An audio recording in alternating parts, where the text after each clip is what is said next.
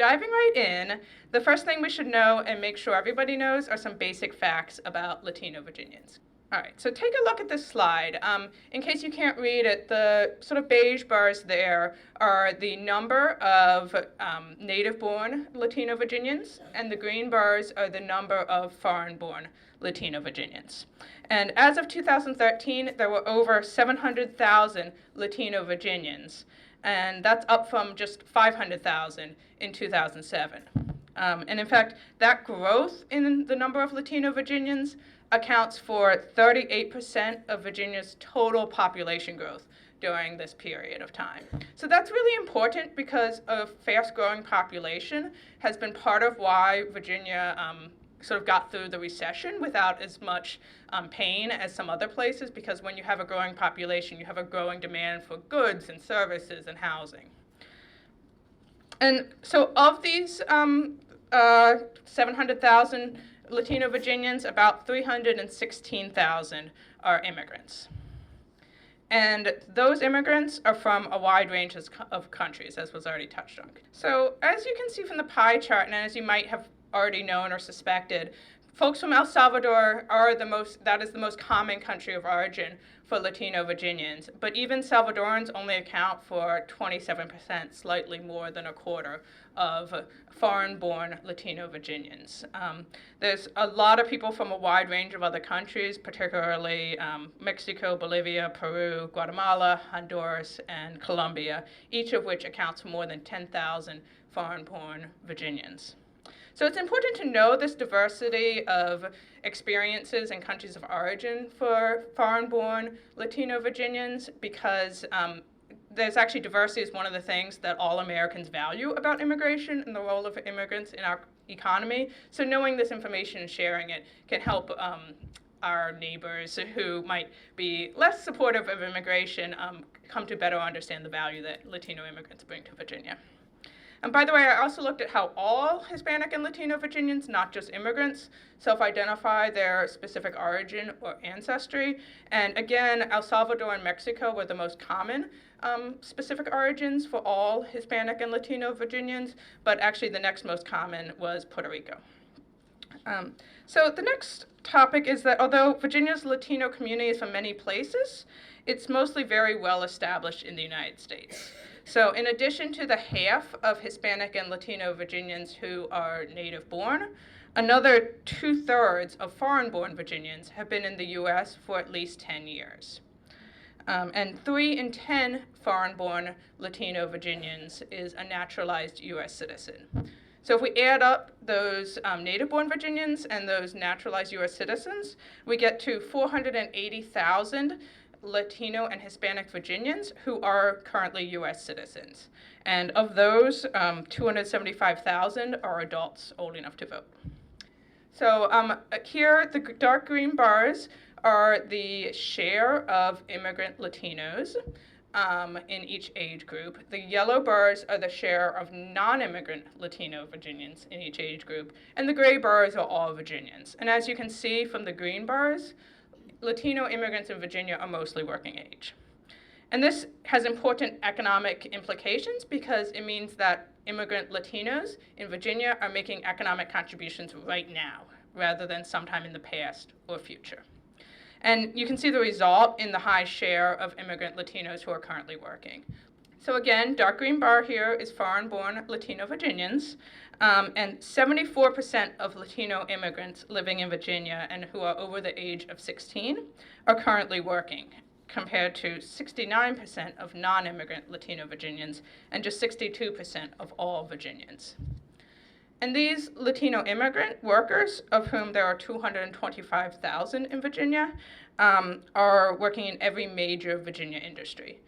So as you can see from the dark green bars, and you may not be able to see this, and I'd be happy to share the slides with people if you get a business card from me. But the dark green bars are the share of immigrant Latinos in each industry, and they are working in every major industry is the point here. But there is some level of concentration in the construction industry and in the industry group that includes arts, recreation, accommodations, and food services. but it's not like everybody's working in those industries. On the other hand, Latino immigrants are somewhat underrepresented in public administration, so that's like state and local and federal government jobs, and in the information industries. Interestingly, if we look at non-immigrant Latinos, we see a much distribution of employment across industries that's very similar to that of non-immigrant Virginians. And in fact, a lot of folks who are working in public administration or who are in the active duty military. Furthermore, one thing that doesn't show on this, but that I also want to share, is that among these working immigrant Latinos are about 19,000 who are operating their own businesses. So that's 1 in 12 working Hispanic and Latino Virginia immigrants, and about 6% of all Virginia entrepreneurs. And there's also about 5,500 non-immigrant Latino business owners in Virginia. So these are all good things, but it's important to also recognize some of the ways in which Latino immigrants and all Latinos in Virginia are facing particular challenges, so that we can talk about how public policy can be used to try to address some of those challenges. So again, dark green bars is the share of Latino immigrant-headed households in each income group. And as you can see, it's generally somewhat lower. The left-hand side is the lower income groups. The right-hand side is the higher income groups. So for example, 72% of Virginia households headed by Latino and Hispanic immigrants have incomes under $75,000 a year. And another way to look at how families are doing is to look at poverty rates, and by that measure we find that 1 in 6 Latino immigrants is living in a family with an income below the poverty line, and that's significantly higher than what we see for all Virginians. On the other hand, as you can see from the yellow bars, non-immigrant Latino-headed households in Virginia are doing pretty well. So there's probably a number of reasons for these lower incomes among immigrant Latino-headed households, but one of the factors is probably the relatively low levels of education that Latino immigrants in Virginia have. Almost 4 in 10 foreign-born Latinos in Virginia have less than a high school education, and just 15% have at least a bachelor's degree, and that's lower than what we see for all Virginians. And one way to make sure that everybody can find a job that matches their skills and ability would be to make sure that not only is there access to adult English language courses, but also making sure that we structure our workforce development programs and our adult education programs in ways that are accessible to people who may not speak English fluently.